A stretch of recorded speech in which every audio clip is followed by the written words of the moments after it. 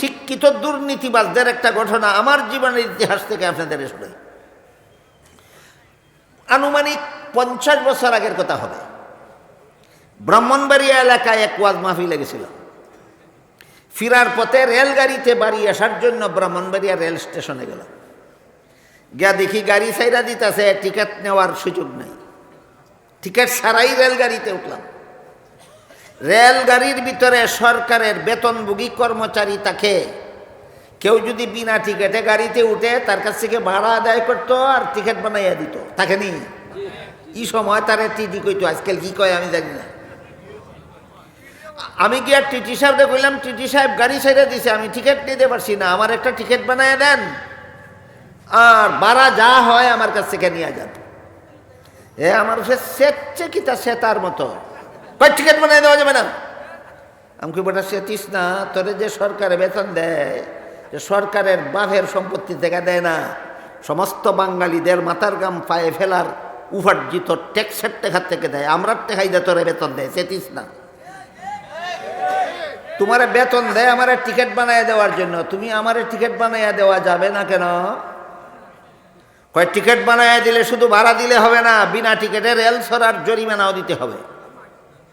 আমি বললাম ভাড়াও দেব জরিমানাও দেব, বা টিকিট বানিয়ে দাও।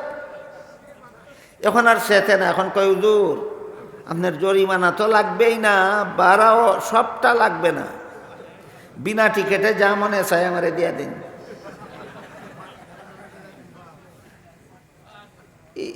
এটা কোন সুরের খালাতো ভাই? এটা তো আমি শালাতো ভাই এর দেখো, তুই সুরের খালাতো ভাই না শালাতো ভাই রে? কই হুজুর জরিমানা তো লাগবেই না, উচিত ভাড়াও লাগবে না, যা মনে চাই টিকিট আমাকে দিয়া দেন, টিকিট ছাড়া, টিকিট ছাড়া। এটা নীতি না দুর্নীতি? এ অশিক্ষিত ছিল বললে সরকারে তারা চাকরি দিছে না শিক্ষিত? এতক্ষণের কথা বুঝে থাকলে আপনার বলতে হবে এই শিক্ষিত লোকটা দুর্নীতিবাজ হলো কেন? ইসলামের প্রাথমিক শিক্ষা থেকে বঞ্চিত থাকার কারণে। এই ধরনের দুর্নীতিবাজ সারা দেশবাসীরা এরা বানাইতে চায় যেন সুরে সুরে খালাত ভাই হইয়া সবাই চুরি করতে পারে, কেউ কাউরে না ধরে। এই জন্য সুরের দল জাগতিক শিক্ষা প্রতিষ্ঠানে ইসলামের প্রাথমিক শিক্ষাটুকু চালু করতে রাজি না।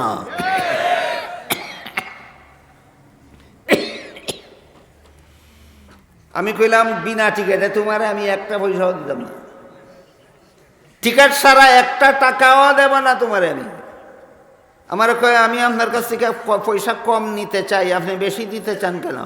বাটপার কেমন চিন্তা করে দেখেন। আপনার কাছ থেকে আমি টাকা কম নিতে চাই, আপনি বেশি দিতে চান কেন? আমি কইলাম আমি তোমারে বেশি দিতে চাই, তুমি কম নিতে চাও কেন? এরপরে আর কোনো জবাব না দিয়া নিরিবিলে গেছে।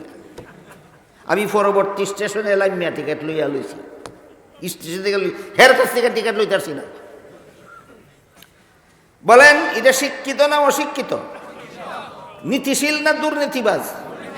কোন শিক্ষার ফসল? নাস্তিক্যবাদী স্কুল কলেজের শিক্ষার ফসল। কোন শিক্ষার ফসল? নাস্তিক্যবাদী স্কুল কলেজের শিক্ষার ফসল। আরেকদিনের ঘটনা আপনাদের হয়তো জানা আছে, হযরত হাফিজি হুজুর রহমতুল্লাহি আলাইহি প্রেসিডেন্ট নির্বাচনে দাঁড়াইছিলেন। কত সনের কথা, সনটা আমার মনে নাই।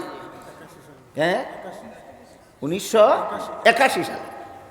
1981 সালে হযরত হাফিজি হুজুর রহমতুল্লাহি আলাইহি প্রেসিডেন্ট নির্বাচনে দাঁড়াইছিলেন। ওই জীবনে একদিন গেছিলাম ভোট দিতাম, আর কোনোদিন ভোট দিতাম গেছি না। হাফিজি হুজুর দাঁড়াইছিলেন প্রেসিডেন্ট নির্বাচনে। হাফিজি হুজুর বলছিলেন, সাংবাদিকটা জিজ্ঞাসা করেছিল আপনি যে দাঁড়াইছেন আপনি কি মনে করেন পাস করবেন? এটা এমন একটা পলিসির জবাব যে পাস করব মনে করি কইলে কোন যুক্তিতে তুমি মনে করো? তোমার থেকে বেশি ভোট অন্যরা সব সময় পাইয়েছে, তুমি কোন যুক্তিতে বেশি পাইবা মনে করো? আর যদি জবাব দেন উনি আমি মনে করি না পাস করবো, তাহলে সাংবাদিকটা তো বেশি জিজ্ঞাসা করবো তাহলে যার দাঁড়াইলা কেন? কোন বাঘের বাচ্চারা প্রশ্ন করছে, দিস করছে না তো। হাফিজ হুজুর বললেন যারা গদি দখলের লুবে দাঁড়ায় এরা গদি ফাইলেই ফাঁস করে, না ফাইলেই ফেল। আমি গদি দখলের লুবে দাঁড়াইছি না, আমি ইমানদারদেরকে ভোট দেওয়ার জায়গা তৈরি করে দিবার লাগি, আল্লাহরে খুশি করবার লাগি দাঁড়াইছি। আমার নির্বাচনে ফেইলের কোনো অস্তিত্ব নাই। আমি গদি ফাইলেও ফাঁস, না ফাইলেও ফাঁস। আমি আল্লাহরে খুশি করবার লাগি দাঁড়াইছি, আমি গদি ভেবার লাগি দাঁড়াইছি না। কাজে আমার দাঁড়ানি দেওই ফাঁস, গদি ভাইলেও ফাঁস, না ভাইলেও ফাঁস। হাফিজ হুজুর সাংবাদিকদের প্রশ্নের এই জবাব দেওয়ার কারণে ওই জীবনে একদিন গেছিলাম ভোট দিতাম। বুট সেন্টারে গেছি, পরে অফিসারে আমারে কয় আপনার বুট দেওয়া হয়ে গেছে। যে সুরে দিল বুট আর যে সুরে লইল, এই দুটোটা অশিক্ষিত না শিক্ষিত? এরকম শিক্ষিত সুর বাংলাদেশে বর্তমানে আর নাই। ওই 50 বছর আগে রেলগাড়ির মধ্যে যে একটা শিক্ষিত সুর ভাইছিলাম টিটি, এইরকম শিক্ষিত সুর বাংলাদেশে আর নাই। তাহলে যদি বলেন আপনারা আছে, আপনাদের বলতে হবে শিক্ষিত হইয়া এত বড় দুর্নীতিবাজ হয় কেন, শিক্ষিত হইয়া অত বড় চোর হয় কেন? কারণ একটাই, স্কুল কলেজ ভার্সিটির মুসলমান ছাত্রছাত্রীদেরকে এই শয়তানেরা ইসলামের প্রাথমিক শিক্ষা থেকে বঞ্চিত করে রেখেছে, এইভাবে অবাধে চুরির কর্ম চালাবার জন্য।